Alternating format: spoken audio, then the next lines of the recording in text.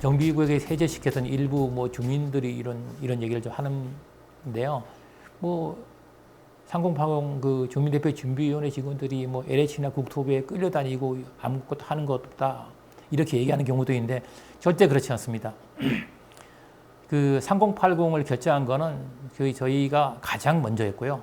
또 그가 만장 결정할 때 주민 여러분들이 적극 지원해 줬기 때문에 지금 증산 4구역이 시범구역으로 지정돼서 이렇게 추진할 수 있는 계기 마련됐고요. 그리고 3080 사업은 원칙적으로 한 개의 주택만 공급하는 걸로 되어 있습니다. 이러한 것을 제가 국토부와 협의를 통해서 1+1은 부활을 시켰고요. 그리고 5년 재당첨 기간에 걸리는 우리 소유주분들이 굉장히 많습니다. 주민들이. 그래서 이 부분에 대해서 강하게 저희가 어필을 했고요. 그것이 일부 받아들여서 3080 이전에 재개발과 재건축, 청약으로 받았던 소유주들에게 대해서는 그 5년 재당첨 기한을 제한받지 않습니다. 그 이후에는 제한을 받습니다. 그리고 공공주택 복합사업이나 그 이후는 제한을 받지만 그걸 해결해 드렸고요. 그리고 사실 이 재개발 사업이라는 거가 서민들에게 내 집 마련의 기회를 주는 것인데 내 집 마련의 기회를 뺏는다면 그것보다 억울한 일은 없을 겁니다. 그래서 제가 심혈을 기울였던 부분이 단독주택 공유지분을 가진 소유주분으로서 90년 4월 20일 이전에 분리등기를 하지 안 한 경우는 사실 아파트 우선 분양권을 공급하지 않습니다. 이 도정법에 명기되어 있는 내용입니다. 이러한 내용에 대해서 제가 그 기본 재개발 그 원칙하고 너무 맞지 않는다 해서 국토부에 강하게 어필을 했고요. 그리고 국토부에서 이건 맞는 것 같다 해서 다시 증산 4구역에 실사까지 나왔습니다. 실사까지 나와서 90년 단독주택 공유지분 소유자 중에서 90년 4월 20일 이전에 건축 허가만 났으면 다 우선 분양권을 주는 걸로 결정을 받습니다. 제가 이 재개발 사업을 하면서 가장 잘한 일이 이거다. 저는 뭐 장담할 수 있고요. 그리고 이제 뭐 주민들이 많은 그 요구사항을 합니다. 민원을 이건 뭐 주세요 하는 부분들이 있는데 그런 부분들 저희가 일일이 다 해결하고 있어요. 왜냐하면 저희는 사실 국토부랑 LH하고의 담당자들하고 한 라인에 개설되어 있기 때문에 언제든지 종료 사안에 질문해 주시면은 사안이 된다고 판단하면 연락을 해서 그걸 알려드리고 있고요. 대표적인 예가 재정비 촉진지구 제척건인데요. 증산 4구역은 아직 서울시가 재정비 촉진지구에서 제척을 해주지 않았기 때문에 다른 사업인 3080 사업을 못하는 거 아니냐라고 이제 얘기를 하는데 뭐 서울시가 제척해 줄 겁니다. 뭐 특별한 사안도 없는데 안 해줄 리가 없는데요. 만약에 제척을 해주지 않는다고 하면 이 부분에 대해서는 그 국토교통부 법률의 법안에 의해서 의제 처리로 308 재정비 촉진 제척을 하는 걸로 되어 있습니다. 그 시점은 사업 시행 인가 시점이고요. 의제 처리라고 하면 유사한 건이나 같은 사안에 대해서 같이 그 법안을 통과시키는 걸로 되어 있기 때문에 증산 4구역은 재정비 촉진지구 문제를 걱정하지 않아도 된다. 이런 부분을 분명히 말씀을 드립니다. 저희는 하여간 그 주민들이 요구하는 사항 또 앞으로 모든 사항에 대해서 책임지고 이런 일들을 해나가고 있습니다. 조합 방식이 아니니까 주민대표가 할 일이 크게 없지 않느냐 뭐 이런 얘기도 할 수 있는데 조합 방식이 시행사가 아니기 때문에 주민대표의 역할은 더 클 수밖에 없습니다. 가장 먼저 해야 될 일은 그 주민들이 직접 뽑는 시공사 선정입니다. 시공사 선정에 공정하게 시공사를 선정할 수 있도록 하는 역할을 분명히 해야 되고요. 그리고 그 감정평가 업체를 선정해서 주민들에게 감정평가를 놓게 받게 할 수 있는 것, 이것도 주민대표가 해야 될 일이고요. 그 다음에 그 LH와 이제 MOU 체결을 하고 난 이후에 LH 그 건축 설계를 통해서 우수한 디자인의 아파트를 설계를 해야 되고요.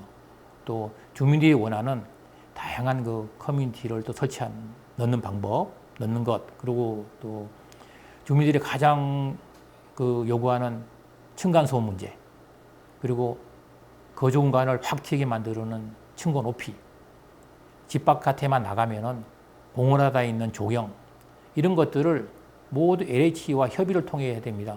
주민대표가 할 일이 없다? 절대 그렇지 않습니다. 주민대표 할 일이 더 많아진 게 현실이고요. 그래서 이러한 이유로 저희가 이번에 기존에 이제 저하고 우리 조명자님 또 우리 박철우님 뭐 이렇게 있는데 그 두 분을 영입을 했습니다. 신원규님하고 김민기님 영입을 해서 이러한 일들 많이 해주실 겁니다. 그래서 그 이분들에게 용기와 격려 많이 주시기를 좀 당부드리겠습니다. 네, 그 주택 임차인이죠. 세입자. 주택 임차인의 경우는 그 본구역 지정 3개월 이전에 그 거주하면서 이주할 때까지 거주한 그 임차인에 대해서는 이사비를 지급합니다. 그리고 이사비와 아울러 이전비라고 해서 약 4개월 생활비 정도에서 이사비를 지급하고요. 상가 임차인의 경우는 그 영업을 하지 못하는 기간이 있기 때문에 그 기간에 영업 보상비를 지급을 하게 되어 있습니다. 그래서 그런 부분이 있고요. 앞으로 그 임대차 연장 계약을 하거나 신규로 임대차 계약할 때는 꼭 특약사항을 넣어주셔서 그 증산 4구역은 재개발 지역이기 때문에 이주가 시점되면 즉시 이주를 해줘야 된다. 그렇지 않으면 모든 법적인 책임은 그 임차인에게 있다 한 내용의 특약사항을 분명히 넣어주셔야 됩니다. 이런 이사비와 이전비, 영업보상비를 지급하는 이유는 빠른 이주를 하기 위한 방안이기 때문에 그걸 꼭 인지하셔야 됩니다. 사전청약은 일반 분양에 지금 해당되는 건데요. 일반 분양 사전청약을 하기 전에 조합원 분양이 우선입니다. 그러고 나고 남는 걸 가지고 사전청약을 하겠다는 것이고요. 사전청약은 사실 증산 4구역 입장에서 보면은 사업을 확실하게 결정져 주는 부분이기 때문에 저희는 매우 긍정적으로 받아들이고 반대할 이유가 전혀 없는 거로 저희는 환영할 만합니다. 이게 되게 궁금해 하실 텐데요. 지난 보도자료와 1차 주민 설명회를 통해서 분명하게 약속한 부분이 있어요. 그 3080 사업은 재개발 분담금보다 1억 원 이상 낮게 책정해 주겠다. 분명히 약속을 했거든요. 그렇기 때문에 저희 같은 경우는 만약 증산 2구역을 기준으로 하면 1억을 낮게주면 2억 한 8천 정도 될 텐데요. 이게 전부는 아닐 것 같아요. 여기에 우리가 선도구역에서 올해 그 3분의 1을 충족한 곳에 대해서는 또 30%의 추가 이익을 보장한다고 했기 때문에 그보다 더 낮아질 수도 있다.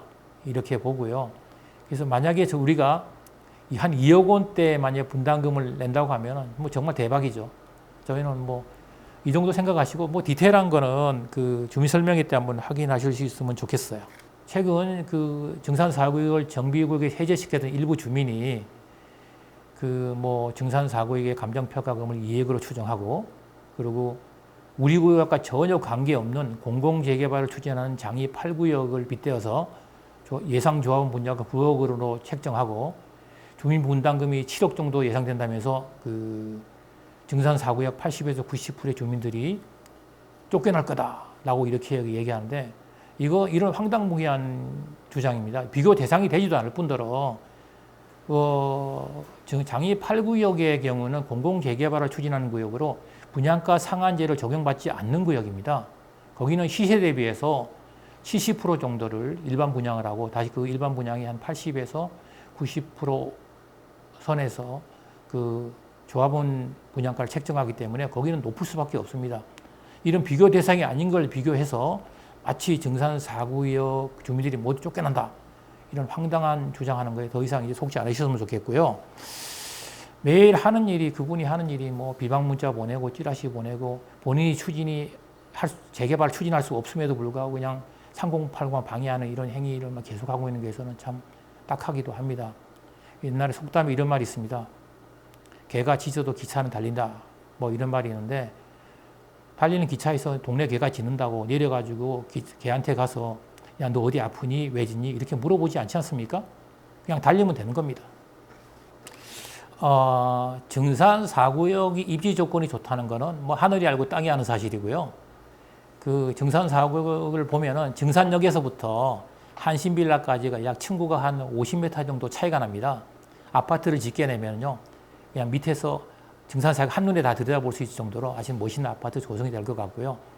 그리고 뒤쪽으로는 그 반홍산과 봉산이 있어서 숲세권이 형성하고 있고 아래쪽으로는 불광천이 한강까지 이어지는 수세권이 형성되고 있고요. 그리고 중간에 월드컵 경기장과 월드컵 공원이 생활권으로 조성이 되어 있고요. 그리고 우리는 그 DMC의 고급 인력들을 흡수할 수 있는 주거단지선 최상입니다. 아파트 입주하고 나면요. 그 북한산 종이 한눈에 들어오는 뭐 입지 조건은 최상입니다. 그럼 사업성도 최상이냐? 대부분의 우리 증산 4구역 주민들이 사업성이 매우 좋은 구역이라고 오해하시는 분들이 있는데요. 사실 증산 4구역은 일종 지역을 한 30%를 포함하고 있기 때문에 사업성으로는 엄밀히 말하면 안 좋은 구역에 해당됩니다. 그래서 이제 그런데 근데 또 얘기를 하게 됐지만 그 정비구역을 해제시켰던 일부 주민이 용적률 한 250% 받아가지고 3,000세대 지면은 그 명품 아파트 지을 수 있다 하는데 황당무계한 주장입니다. 우리가 그 민간주도 재개발할 때 증산 4구역의 용적률이 247%였고요. 그리고 전체 세대수가 2,840세대였습니다. 그 기준으로 한번 들여다보면은 지금 현재 우리 증산 4구역의 공유지분 소유자 포함하면 총 한 2,000명 됩니다. 거기에 임대주택 비율 20%에서 2,600명 되고요. 거기에 1 플러스 1 400명 하게 되면요. 그거 자체가 3,000명이 돼버립니다. 일반 분양 하나도 없습니다. 그런 상황에서 어떻게 명품 아파트를 짓습니까? 명품 아파트 지려고 하면 증산 4구역에서 추가 분담금 엄청 쏟아부어야 됩니다. 증산 4구역의 경우는 그럼 3080은 어떠냐면요. 3080은 계속 얘기하지만 기부 체납 범위를 25%에서 15% 낮췄어요. 기부 체납을 줄인 부분은 주택을 면적으로 포함되겠죠. 그리고 용적률을 270에서 한 300% 사이로 올려놨습니다. 그런 면에서 높이가 높아집니다. 층간 간격은 넓어지면서 높이가 올라가기 때문에 쾌적한 아파트를 지을 수 있고 약 일반 분양이 1,000세대 정도가 되기 때문에 사업성이 개선되기 때문에 주민 분담금이 대폭 줄어지면서 입주할 수 있는 겁니다.